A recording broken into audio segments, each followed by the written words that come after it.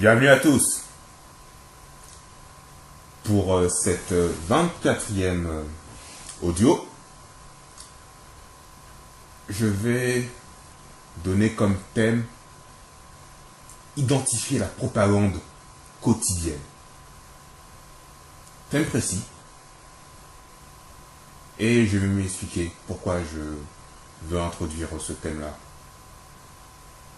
Ce sont avant tout des pensées totalement personnelles. Ne l'oubliez pas. Je ne me revendique pas comme un puits de vérité. Je me rends compte, en fait, que nous aimons bien trouver des responsables aux problèmes qui nous entourent. Il y a des personnes qui ont en partie leur responsabilité. Mais il ne faut pas oublier que ça va dans les deux sens. Il y a du consentement dans notre attitude. Comme l'a si bien dit Noam Chomsky, c'est la fabrication du consentement. Jean-Michel Wiesel, je pense, va m'écouter à ce sujet.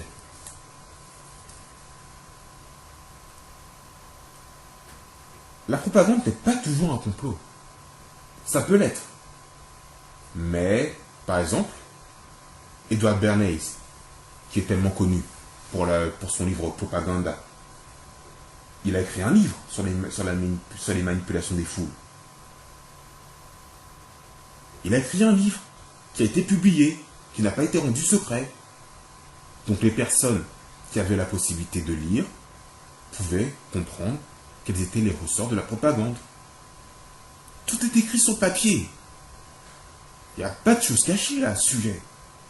Il a utilisé les pulsions des gens pour que les relations publiques marchent à fond. Mais il a écrit tout ça dans un bouquin. Faut pas l'oublier.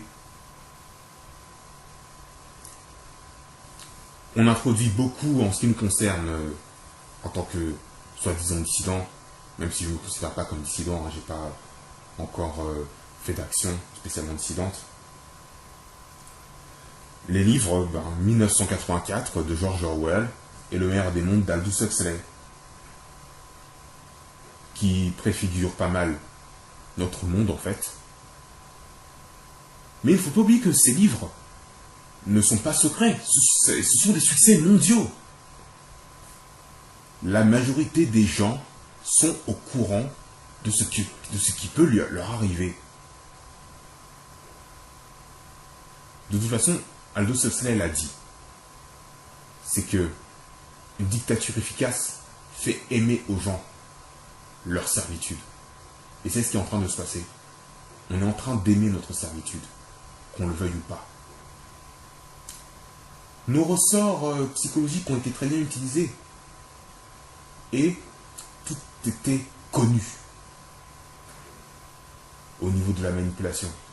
Dans 1984 et dans Le meilleur des mondes d'Aldous Huxley. Les bébés dans les prouvettes, on y est.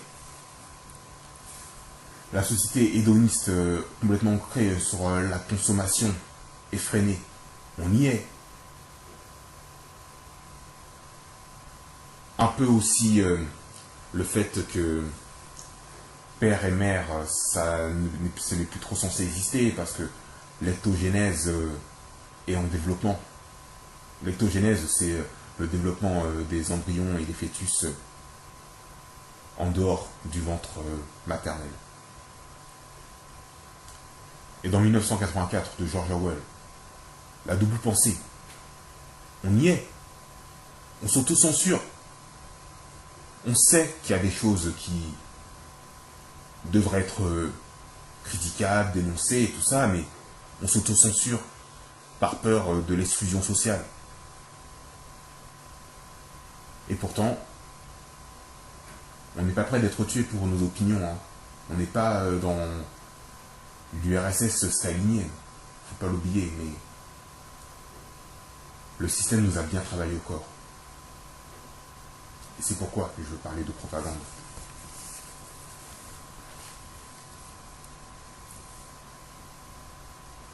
Donc voilà, la propagande, c'est pas toujours un complot.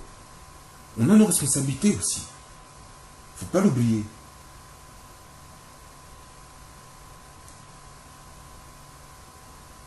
Donc, en ce qui me concerne, je vais essayer d'introduire certaines choses qui permettent d'accroître la vigilance au niveau de la propagande. Il doit y en avoir beaucoup d'autres, hein, mais là, je vais introduire ce qui me vient à l'esprit. Pour identifier une propagande, il est important d'identifier le discours qui prédomine. Comment est vue la famille? Quel est le système économique? Comment sont vus les citoyens? Est-ce qu'on parle de l'esprit dans notre société? Est-ce qu'on parle de la nature? Comment relate-t-on la vie? Là, je réfère à mes audios précédents sur la nature et la vie. C'est tout à fait explicite. Quels sont les mots-clés utilisés dans les discours? Parce que ce sont eux qui modèlent notre pensée. Ce sont eux qui la cloisonnent.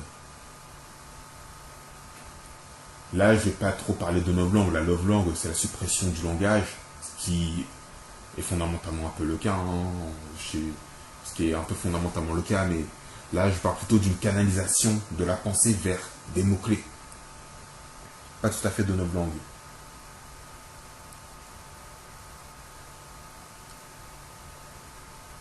Je considère aussi qu'il faut repérer ce qui est important chez vos proches pour voir si vous êtes proche d'eux ou si vous devez vous éloigner d'eux parce que vos pensées ne sont pas les mêmes.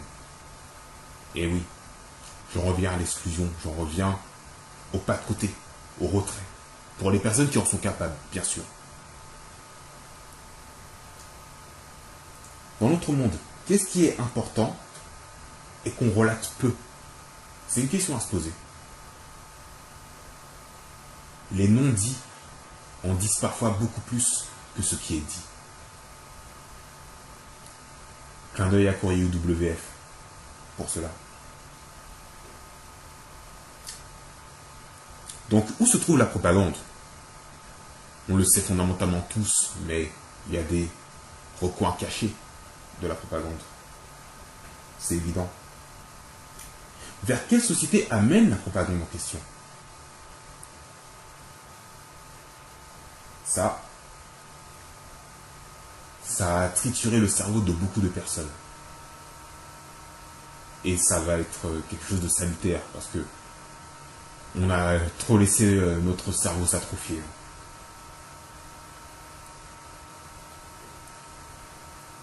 Toutes ces questions-là, en fait, nous libéreront du carcan que nous ont mis les élites. Et en ce qui me concerne, je trouve franchement que les élites sont prisonnières de leur système de pensée. Elles sont dans un cadre de pensée carcéral. Elles ne peuvent pas sortir de leur système de représentation du monde. Et elles entraînent les autres personnes, à penser comme elles. Et c'est ça qu'il ne faut pas faire. Se mettre à penser comme elles, à raisonner dans les mêmes termes qu'elles. Rendons-leur la monnaie de leurs pièces. Si les élites ont autant de pouvoir, c'est parce qu'on leur en a accordé par notre consentement tacite. Il y a des moments où elles ont pris le pouvoir par la force.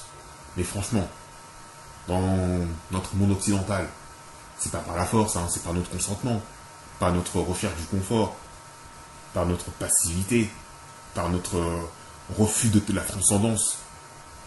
Parce que les élites, pour la plupart, elles sont furieusement terre à terre.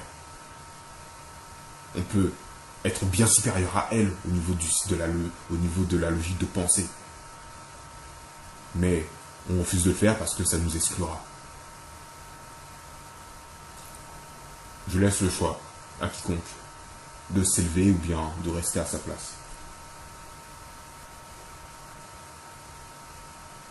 Le tititainment est leur arme.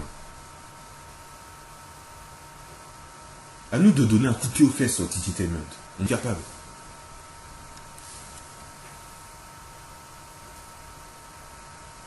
Donc quand je disais qu'on est ontologique, capable d'avoir une pensée bien supérieure à celle des élites, c'est que pour moi, les véritables élites ne sont pas celles que l'on croit.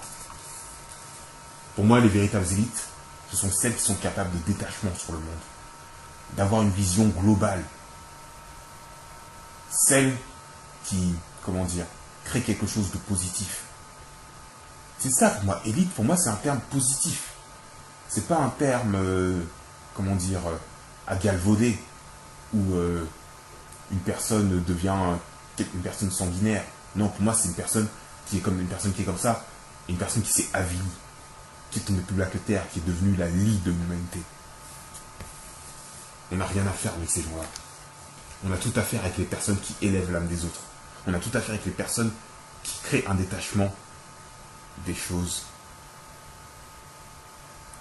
qui nous rendent prisonniers, tout simplement. Pour voir ces élites-là, ces véritables élites, il faut sortir du système de représentation que l'on a appris depuis l'enfance. Quand je récuse l'argent, c'est pas par hasard. C'est parce que je sais justement que les élites ne fonctionnent que par cela. Quand les élites se font acheter au niveau du trafic de drogue ou qu'elles sont liées à des mafieux, c'est l'argent qui rentre en compte. Que voulez-vous que je vous dise? Elle ne marche quasiment que par ça. Quand je récuse l'État, c'est pareil. Pour moi, je défends une société fédérée. Parce que les élites ne raisonnent qu'en termes d'État.